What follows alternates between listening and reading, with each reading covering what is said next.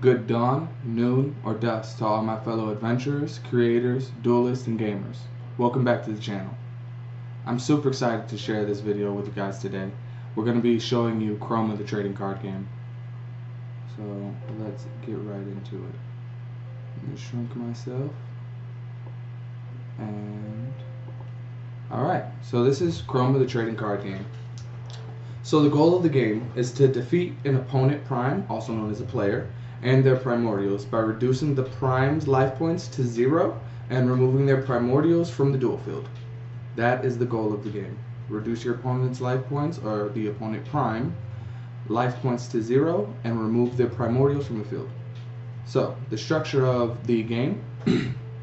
So, a prime uses a 60 card main deck and up to a 20 card side deck, both which are made of one or more of the 12 elements.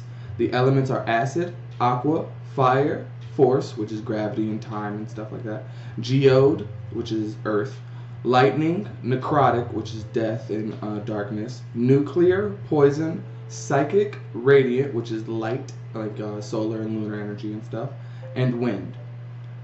Each element has 6 vulnerable counterparts and 6 resistant counterparts, ensuring balance between the elements. Vulnerable means an element has vulnerable means an element takes double damage, and resistant means an element takes half damage. And you'll have the elemental exchange table right here.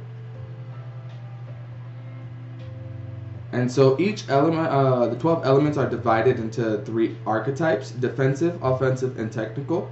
Defensive archetype cards have better defensive capabilities, offensive cards have better offensive capabilities, and technical cards have better technical capabilities, or better effect capabilities, if you will. Going back, now that you guys know that there are different archetypes to the elements, acid is an offensive archetype, aqua is a defensive archetype, fire is offensive, force is defensive, geode is defensive, lightning is offensive, necrotic is technical, nuclear is technical, poison is technical, psychic is technical, radiant is defensive, and wind is offensive.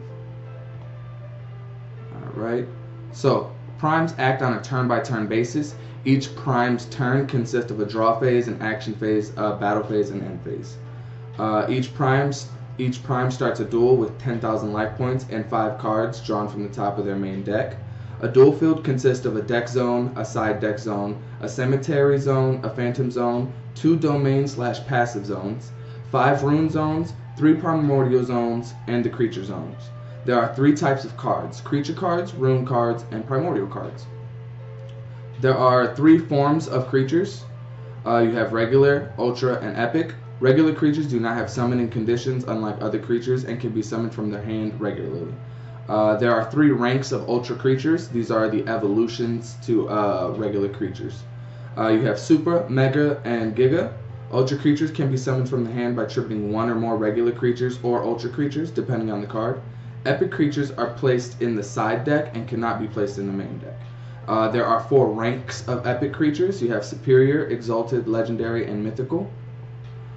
Superior creatures can be summoned from the side deck by attributing 2 creatures with the same element, rank, name, or type, depending on the card.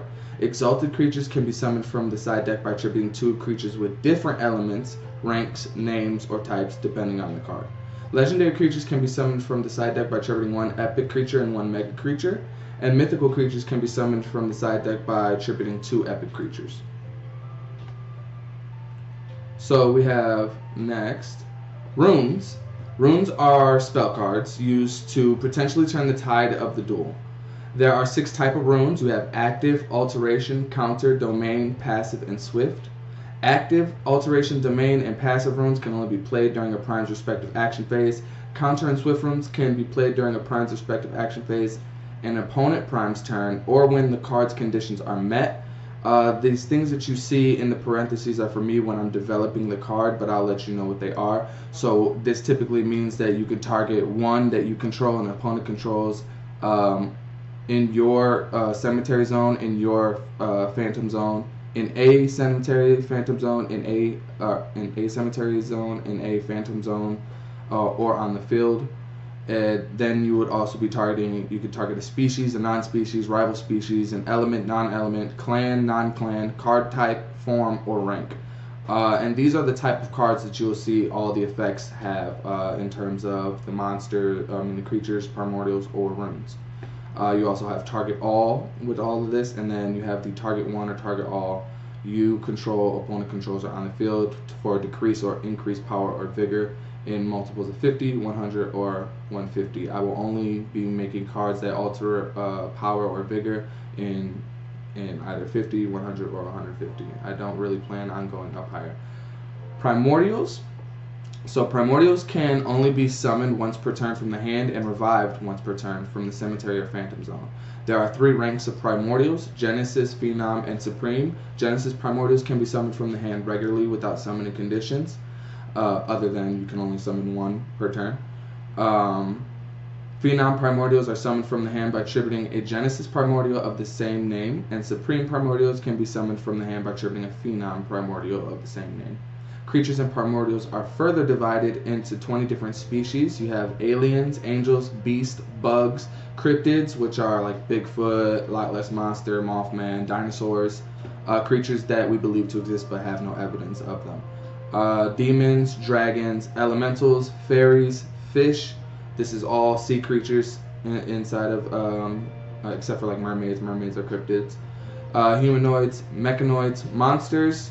That would be like hydras and straight up like things that are like monsters that aren't demonic. Plants, quetzals. Quetzals are my favorite birds, so I gave the honor of quetzals for all the sky species that aren't dragons or worms flying around. Slimes. That's exactly what it sounds like. Therianthropes, undead, vampires, and worms. So we got rival species here. Aliens versus mechanoids, angels versus demons, beasts versus cryptids, bugs versus plants, dragons versus worms.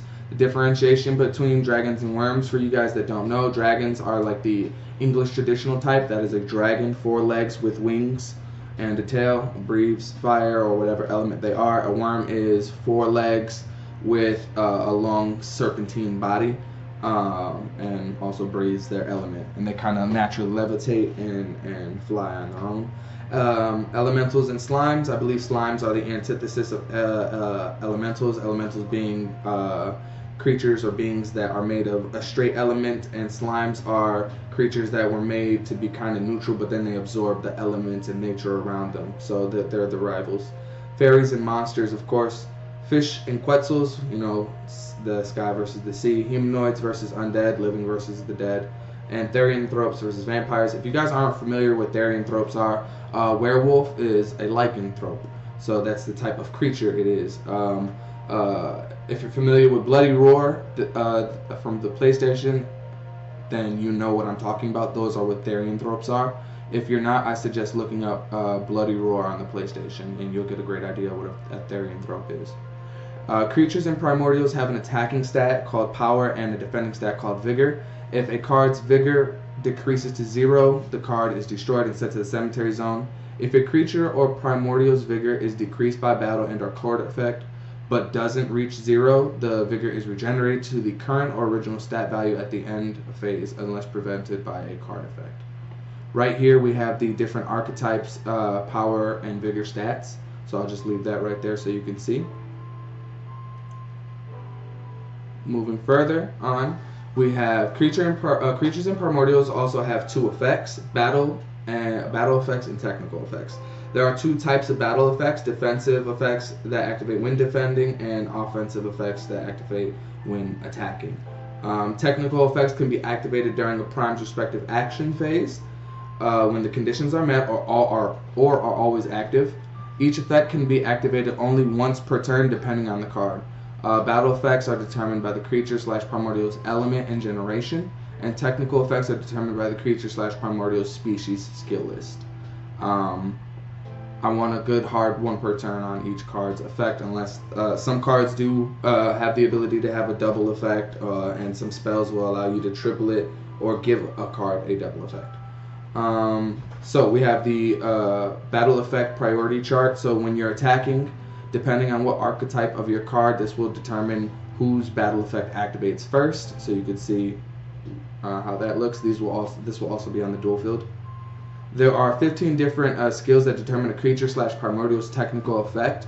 Regular and ultra creatures have one skill. They typically target one and have an effect that has and or. Superior creatures, now the things in parentheses are for me in development, but I am explaining them to you. Superior creatures, exalted creatures, and legendary creatures have 3 skills. Superiors target 2 and have an or effect. Exalted have a target 2 and typically have an and effect. And legendary creatures have an up to 2 and typically have an and effect. Mythical creatures and primordials have 5 skills, and mythical creatures typically can target up to 3 with an or and have an or effect, and primordials can target up to 3 and have an and effect. Epic creatures also have a special technical effect determined by their clan. Here is the skill list for the game. These are the skills that you'll see on creatures, primordials, and rune cards. So, moving on, as you see those, I'll give you guys some time to look at that. This is the battle effect list. As you see, I remember that it's generated by element and generation. These are first generation clans. So the first generation clans would have these effects right here, these type of battle effects. Here we have the species skill list. So we'll just scroll through this. This is each species will have this set skill list, but they will also have creatures that have creatures and primordials that have different skills from this list as well. So they won't be just locked to that one. But typically, when like when a generation comes out, when a set deck comes out, they'll have those creatures will have that those effects, and then the booster packs will release creatures that have different effects. So if you guys didn't get a chance to look at that right there, I'll pause it for a couple seconds, and then we'll move on. And that's so you guys can see some more. Alright, and then we'll move to the rules. Alright, so going straight into the rules. Cards that go against the rules have precedence over the rules. I'll explain that later. There's no limit to the creature zone. A prime can control as many creatures as possible. The maximum hand size is 7. A prime with more than 7 cards in their hand at their end phase must discard cards to the cemetery zone until they have 7 cards in their hand. So that is the maximum limit that you can have. Now, if you come across a card and the card says, "Hey, your maximum hand size is 10," then your maximum hand size is 10. That's what rule number 1 means. Cards that go against the rules have precedence over the rules. I will not be making any OP cards that go against the rules like ridiculously. Primes are allowed to use up to 4 copies of a card in a deck unless the card is finite or limited. Finite cards are allowed 2 copies of a card in a deck. Limited cards are only allowed 1 copy of a card in a deck. All primordials and mythical epic creatures are finite, so you can only have 2 of the same primordial in your deck. Same as the mythical creatures in your side deck. Like, you can have more of them in there, but you can only use 2, if you will. This is to prevent power creep. Mythical creatures are pretty easy to summon. They're supposed to be, so you can go against a primordial if you don't have your own primordial or it's been destroyed or removed. So that's how we limit that. If there comes a time that cards may get too OP or something like that, then they may shift to limited. I don't really look forward to banning anything. I don't want to, but we'll just shift things to limited. So creatures can attack other creatures or primordials. A creature can only direct attack a prime if the opponent prime does not control a primordial or creatures. Attacks are made at 1 at a time in order of selection. The same goes for primordials. Primordials can attack creatures or primordials. Primordials can only direct attack a prime if the opponent prime does not control an epic creature or primordial. So if they got regular creatures and no primordial, you can direct attack. Rule 7. When an effect chain occurs, the last effect activated starts the effect chain, and the first effect activated ends the effect chain. Rule 8, which is a big one. If you guys are familiar with how Yu-Gi-Oh is played, this is to settle all that argument. If a rune card is banished or destroyed while being played or activated, its effect does not occur. Rule number 9 and rule number 10 are very simple. I think they are staples of the game of Chroma, and I think you should always remember that. Always communicate to your opponent what kind of duel you want to have before dueling, casual or competitive. Always have fun. And Chroma is meant to bring others together to have fun. Just always remember that. It's not meant to stress anyone out or be anything like that. So here are your instructions, deep diving into exactly how the phases go. During the draw phase, the prime going first in a duel does not draw on the first turn. A prime draws until they have 5 cards in their hand. So on your draw phase, you draw until you have 5 cards in your hand, so you'll always have a play. If a prime already has 5 cards in their hand, they instead draw 1 card. A prime goes straight to the action phase if there are no cards to draw from their main deck, meaning if you deck out, you do not lose the duel. A prime with 0 life points does not draw. So if you have 0 life points and a deck still, you do not draw. You have to figure it out with the cards on your field. And we'll explain that in our action phase. You have 4 options. You can summon as many creature cards from your hand, decks, Cemetery Zone, and Phantom Zone as possible. Summon 1 Primordial from your hand and or revive 1 Primordial from your Cemetery Zone or Phantom Zone. Play and or activate 1 or more rune. Activate a creature and or Primordial's technical effect. And a tidbit for the action phase: a prime with 0 life points must use the cards on their field, in their hand, Cemetery Zone, and Phantom Zone to attempt a comeback. Those are fireworks going off from anyone's wondering. I apologize. So, in the battle phase, prime can choose to attack an opponent prime's creatures and primordials with their creatures and or primordials, and you can only choose to direct a prime can also choose to attack an opponent prime directly with their creatures and or primordials, provided that the opponent prime does not control a primordial or epic creature. Attacks are made at 1 time in order of selection, and a prime with 0 life points must do the same thing. At the end phase, a prime passes their turn to an opponent prime. If you're playing with like more than 1 person, then it's whoever's to your left, like clockwise. We go clockwise.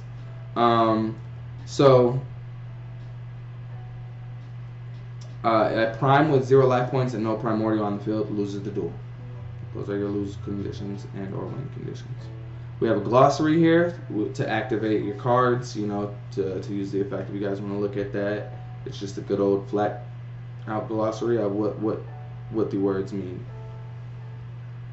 Here's how set deck is structured. So when you buy a deck, this is how it will be structured and how it will come. You'll get 2 Genesis Primordials, 2 Themons, 2 Supremes, 20 regular creatures, and of course that's 5 different actual creatures, and then it's just 4 different copies of those 5 creatures. So 5 of those creatures will have super evolution, 5 of them will have a mega evolution, 4 of them will only have giga creatures, and I'll explain that later. So we have our runes. Deck will have 10 active runes, 2 alteration, 2 counter, 2 domain, 2 passive, and 2 swift. The side deck will come with 16 cards in it. That way you still have the choice to add another 4 cards to the side deck that you choose. You'll have 4 superior, 4 exalted, 4 legendary, and 4 mythical. I know you can only use 2. The point of that is that the 2 of them are for you to use in the deck. The other 2, one you can use for collection. The other one you can trade and or sell, or bang both of them. Your choice. We have booster pack structures. There will be 18 cards in a booster pack. You have common booster packs that'll have 8 1-stars, 5 2-stars, 5 3-stars, and 0 4-stars. You got an uncommon, and you'll see what comes with that: rare and very rare. So you could possibly pull like a very rare pack that has 4. 4-star cards will always be hollow. Only 4-star cards will be hollow. That's why it's so hard to get them. Booster pack roadmap. So this is what the booster packs are going to be looking like. So the first booster pack that you guys will get, booster pack wave 1. As you guys see, it'll come with 10 creatures of the same type, and these are to each clan. So as you guys see, I just want to make sure you guys get a good look. Go ahead and look at those, because this is what you'll see. each set deck that comes out, each clan will have those booster packs. So just giving you an idea, here's some clan names. I came up with 3 because I have 3 generations worth of decks that I will make. I've made the first generation first. I haven't made the second or third because I wanted to just debut the first generation first and then, you know, continue as follows.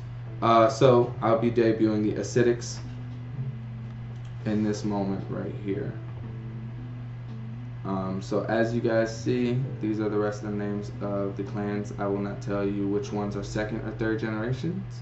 Stay tuned to find out.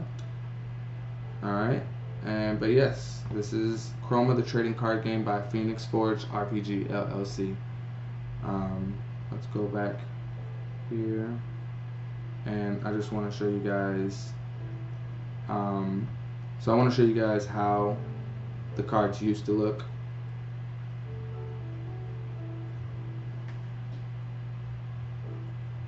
So this is how the back of the cards used to look when I first developed them myself using GIMP. I did not know what I was doing, honestly. I watched some YouTube videos and going off of what I was doing, you know. So that's that, and we'll go in here and show you that here's the dual field. We have our dual field. This is what you're seeing. Phantom Zone, domain, domain/passive. You get your elemental exchange, you know, the battle priority chart, cemetery zone, phantom zone, side deck zone, main deck zone, primordial zones, and big old creature zone. Boom. Alright. These are some old product pictures I had made. If you see on the Kickstarter, these are the product pictures you'll see. They're not exactly of what the Chroma cards look like, but they give you a rough estimate. Let's see. Actually, if I go back right here, this is what the Chroma cards look like now after I had worked with awesome collaborator on Fiverr. His name is Yoga. I really recommend that you guys go use him. His username is Yoga Rizel258. That's YOGARIZAL258. If you guys want something plus ultra, definitely go to him. Yoga definitely hook you up. So as you guys see, it looks lovely. So let's come back here, and here we're just gonna show you guys Chroma. This is the acidic deck. As you guys see, here's a regular creature.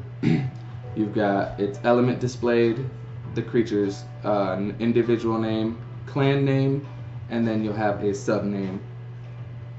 This is the rarity of the card. So this is a 1-star rarity.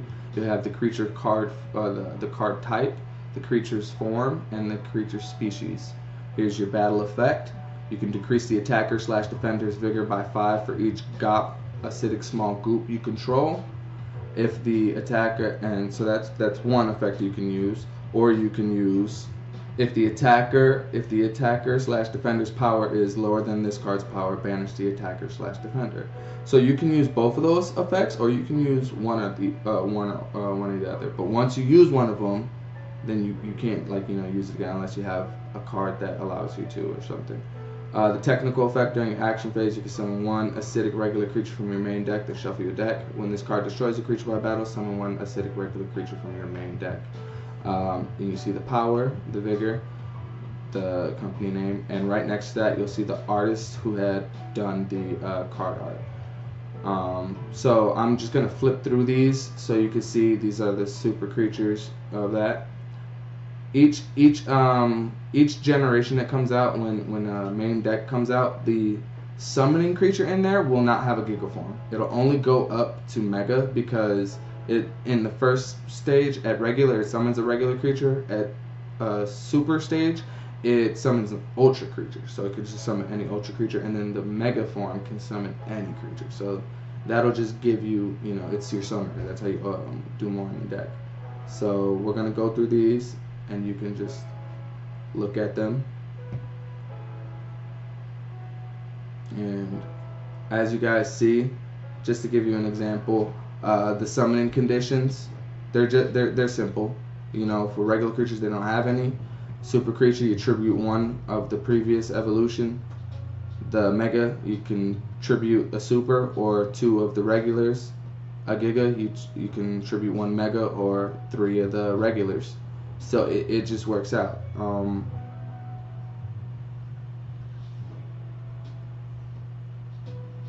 So going through the cards, you see as they get stronger, their abilities get stronger. Here are the, I'll zoom in for that. Oh, I don't want to zoom in that much.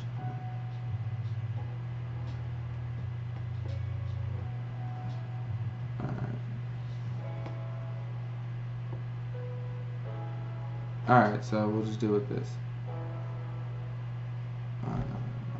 Yeah, I know. I'm sorry, guys.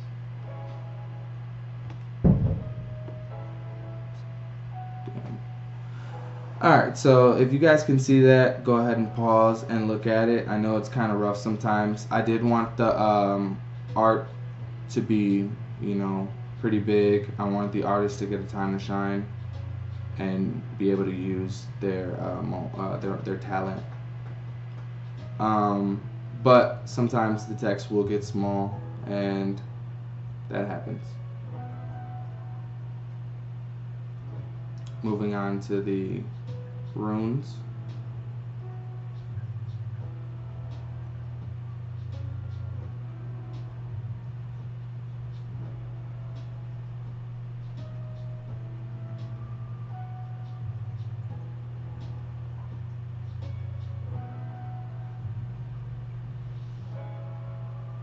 As you see, they're pretty simple. The passive and domain ones will be more effective in changing the game. But yes, this is the first acidic deck. I have plenty more, as you guys see. But we've got all these guys made out. So I very much look forward to you guys checking out the channel, checking out the business and what we do. Please support the Kickstarter when it goes live on July 15th. If you like Yu-Gi-Oh!, Pokemon, Magic the Gathering, check this video out, share it with your friends who also enjoy that same thing. I really believe that I've struck gold on this one. I think I've made a game that plays just like all three, and it's simple, it's efficient, it's fun, it's playable. Please like and share this video as much as you can, and follow along for more. Joel, peace.